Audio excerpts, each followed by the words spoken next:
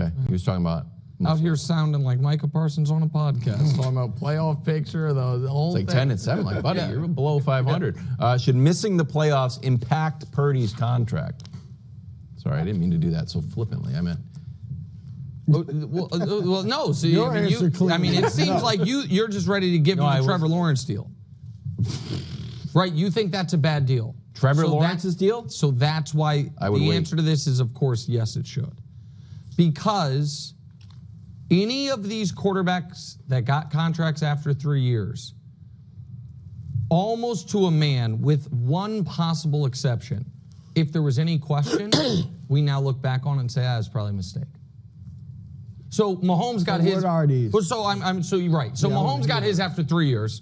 There was no question. That was a solid decision. Right.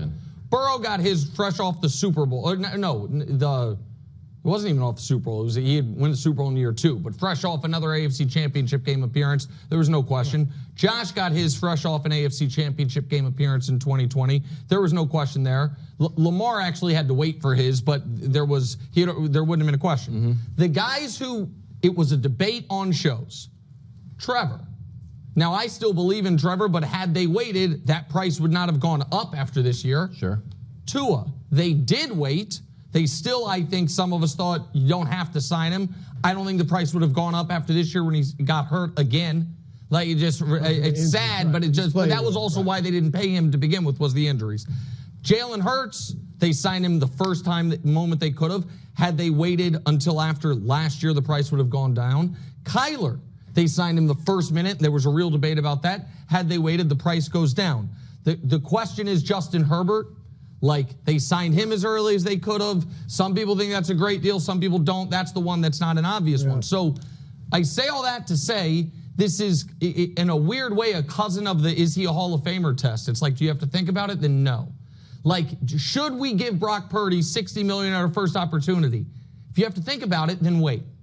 And I have major reservations about a lot of his game and about his durability at this point, now that he has suffered 2.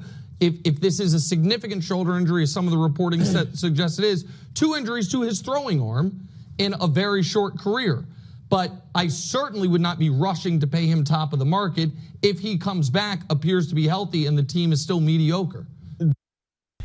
So yeah, Nick there just really questioning whether Brock Purdy should get paid a fat contract or a huge contract. He brings up injury concerns there, which, of course, in 2022 NFC Championship game, Hassan Reddick blew up that play and, knocked Purdy out of the game. Major injury to the throwing arm there. And now Purdy again, he's only missed 1 game this time around so far. We don't know if he's going to be able to go and actually play in Buffalo in this weekend's game. So, yeah, we're kind of waiting to see, is Purdy's injury that he's sustained this season, is it just a 1 or a 2 game thing, or is this going to turn into something that lasts longer, like we kind of saw with his first injury? So, Nick Wright, again, he just doesn't see Purdy as a franchise QB or an elite QB, and he's saying, like, hey, if we think about giving Brock Purdy $60 million a year, if there's any reservations or any hesitations, then Nick is saying don't do it, don't pay him. And, we have seen teams give out some huge contracts lately, and then the teams have pretty much tanked. The Cowboys gave a lot of money to Dak Prescott.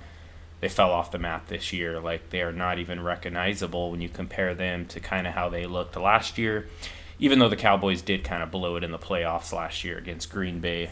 But, Trevor Lawrence, the Jaguars, same situation, right? They give this huge contract, $55 million a year to T-Law, and now the Jaguars are trash this year. Similar situation in Miami, although the Dolphins are kind of turning their season around, and they are making a comeback. Tua got hurt, they lost a bunch of games, and now they're with Tua back, they are winning some games. So I want to know what you think about it in the comments section. Do you think the Niners should go out and give Purdy, let's say, $60 million a year or $55 million a year? Or, I don't know what the market reset contract is going to be, but I would imagine it'd be somewhere around 60 to 65, something like that.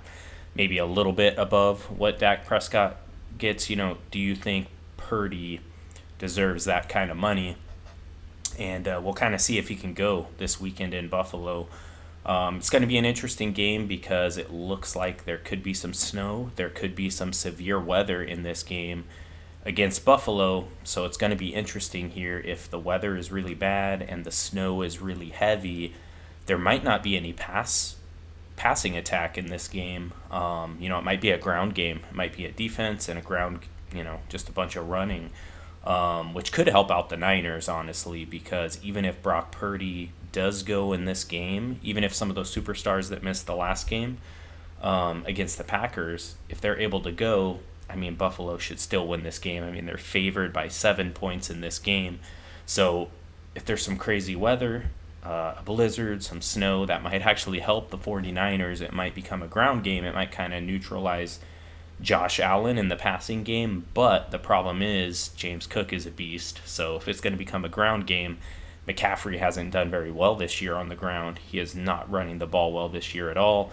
And Shanahan is not playing other guys like Mason or Garendo. Jordan Mason was tearing it up earlier this season before McCaffrey came back into the mix. So, I don't even know if Kyle would use Mason in this game, which he should, based on how well Mason played previously. But, if it becomes a ground game, it could be interesting if the 49ers will kind of rotate in some of their other backs. If they stick just with McCaffrey and make it a McCaffrey versus James Cook, like let's just say the weather's bad and there's not a lot of passing in the game and it becomes a run game, if they just pit McCaffrey against James Cook, the way CMC's been running this year, the Bills and James Cook might take that matchup. So, but if maybe Kyle can mix in, a Jordan Mason, maybe put some Garendo in there, kind of mix it up a little bit, then it could be interesting. And, this severe weather that is predicted to hit could be a neutralizer, because if the 49ers face off with the Bills and the weather is good,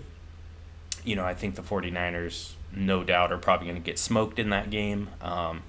Bills are favored by 7 points, so Vegas is definitely seeing this as a big win for the Bills. But, sometimes weather, usually it's like rain, snow, those types of weather, they can kind of neutralize the game, and it can give a bad team a chance to beat, a top team or a very good team. So it'll be interesting to see, how the weather is and who is able to actually go.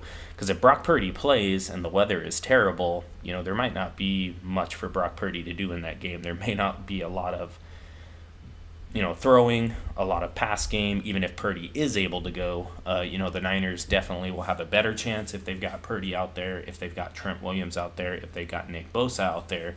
So, I think it definitely bodes well for the Niners if those guys can go. But if it's like a blizzard or some crazy snowstorm, it might just be a ground game and a defensive type of game. So we'll kind of see what plays out. I want to know, what do you think about it, this game coming up in Buffalo?